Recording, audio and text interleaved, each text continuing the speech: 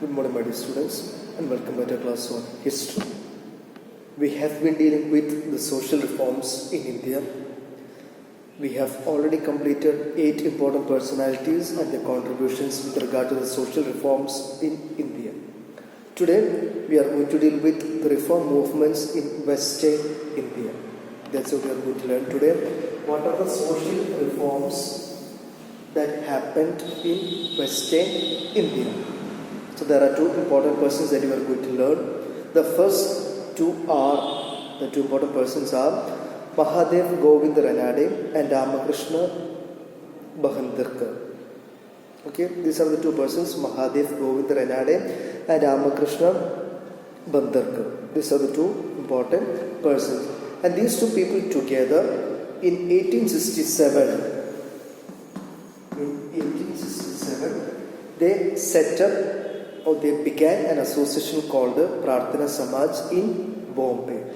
So Mahadev Govind Ranade, Ramakrishna Bhandarkar, both of them together in 1867, they began an association called the Prarthana Samaj in Bombay. And what was its aim? Okay, what were the aims of this particular association? They were against abolition, which means they wanted to abolish the caste system, untouchability. They supported widow remarriage, Hindu-Muslim unity, social status of women, and they wanted to spread modern education. So they were against caste system and untouchability, and they supported or they wanted to have widow remarriage, Hindu-Muslim unity, social status of women, and spread of modern education. So that's about the first 2 persons. Now coming to the second one, we have got Jyotiba Phule. In 1873 began the association called Satyashodak Samaj. In 1873, Jyotiba Phule began the association called Satyashodak Samaj. And its membership, who could become part of this particular association? The membership of this association was open to all religions. Whether you are Hindu, whether you are low class, whether you are high class, that doesn't matter. The membership was open to all religions. And they wanted to support caste equality and upliftment of oppressed classes. Oppressed classes means the backward classes of the society. And this association, Satyashodak Samaj, was against the dominance of Brahmin priests. The Brahmin priests were dominating the society, and this particular association was against the dominance of the Brahmin priests. And they opened various schools for the people of low caste. So in 1873, we have Satyashodak Samaj. Its membership was open to all religions, and they wanted to have 2 things. One is caste equality and upliftment of oppressed or backward classes. And they were against the dominance of a Brahmin priest. They opened various schools for the people of low caste. And we have got 2 more people, Gopal Hari Deshmukh and Rambai Ranade. Other next 2 people. They condemned, they were against caste system, and they wanted to support the rights of the woman, and they began a home for the widows in Pune. Okay? A home for the widows in Pune. And what did they provide them? They provided them with vocational training. They wanted to make them stand on their own feet. So these are the 3 different things that you need to learn with regard to the reform movements in Western India. First, we learned about Mahadev Govind Ranade and Ramakrishna Bhandarkar. Those 2 people, their association was a Prarthana Samaj. Second, in 1873, we have got Jyotiba Phule, who began Satyashodak Samaj. Last, we have got Gopal Hari Deshmukh and Rambai Ranade. So remember, there are 5 people who introduced various social reform movements in Western India. Now let's move on to the next one, that is the reforms in the reform movements in South India.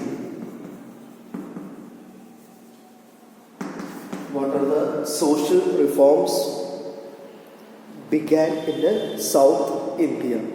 Okay, the first person that we are going to learn about the social reforms in South India is Chembati Sridharulu Naidu. Okay, he began Veda Samaj in 1864. 1864, he began Veda Samaj. He began Veda Samaj in Madras, and he was against superstitious beliefs and the caste system. I hope you know and you understand the meaning of the word called superstitions. Okay, if you don't understand, like you have got when you are about to travel, about to go for a traveling, if you see a cross, if you see a cat crossing your path, you don't consider it as a good sign. These are the superstitious beliefs that we have. So this particular association was against the superstitions and against the caste system. And this association called Veda Samaj supported women's education and widow remarriage. Okay, that's about Chembati Sridharulu Naidu, who began Veda Samaj in 1864. Second person that we have is Kandaguri Veerasalingam.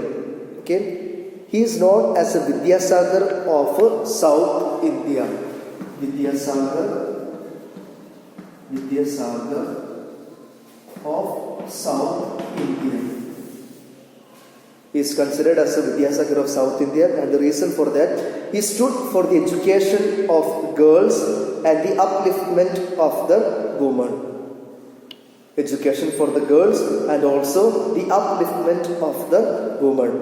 He also started a Telugu journal to spread social reforms and caste equality. So these are the contributions given by Kandaguri Veerasalingam, known as the Vidyasagar of South India. He stood for the education of girls and the upliftment of the woman. Began a Telugu journal called the Telugu Journal to spread social reforms and caste equality. Now moving on to the third person that we have is Sri Narayana Guru. That's the third person from South India who began social reforms. He wanted to have the upliftment of the untouchables, and he was against caste rules. He did not like the caste rules, the rules regarding the different castes, and he wanted to raise the standard of the untouchables. And to attain these aims, he had Sanskrit education. After having completed his education, he built temples with no images of gods. Once he completed his education, he began to build temples with no images of gods. The first temple that he built, there was a stone that was placed instead of an idol. Which means he placed a stone instead of an image, because he wanted to, or he built temples with no images of gods. So the first temple that he built, he placed a stone instead of an image of a god.